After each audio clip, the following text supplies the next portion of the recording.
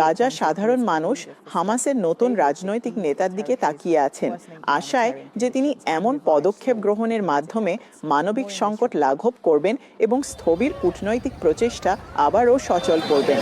বিস্তারিত এই প্রতিবেদনে।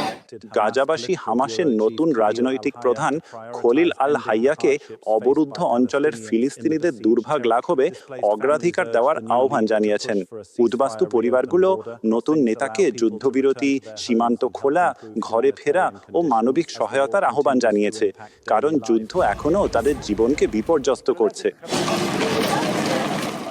হামাসের নেতা হিসেবে খালিল আল হায়ার নির্বাচনের সময়টি অত্যন্ত গুরুত্বপূর্ণ, কারণ এই আন্দোলনের প্রধান সমর্থন ঘাঁটি গাজা উপত্যকাতেই অবস্থিত। গাজা সাম্প্রতিক সব সংঘাত ও আলোচনার কেন্দ্রবিন্দুতে রয়েছে।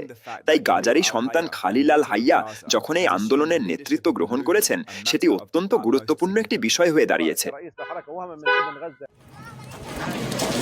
হামাসের জ্যেষ্ঠ নেতা ও ইসরায়েলের সাথে যুদ্ধবিরতি আলোচনার প্রধান আলোচক আল হাইয়া এমন সংকটময় সময় নেতৃত্ব দিচ্ছেন যখন গাজা সংঘাত ও কূটনৈতিক প্রচেষ্টার কেন্দ্রবিন্দু।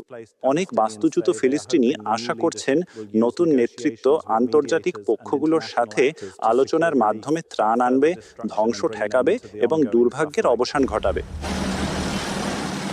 আশা করা হচ্ছে নতুন নেতৃত্ব দ্রুত সমাধান খুঁজে বের করতে ট্রাম্পের পরিকল্পনা বাস্তবায়ন করবে এবং মধ্যস্থতাকারীদের ওপর চাপ সৃষ্টি করবে, যেন তারা দখলদার শক্তির ওপর চাপ প্রয়োগ করে।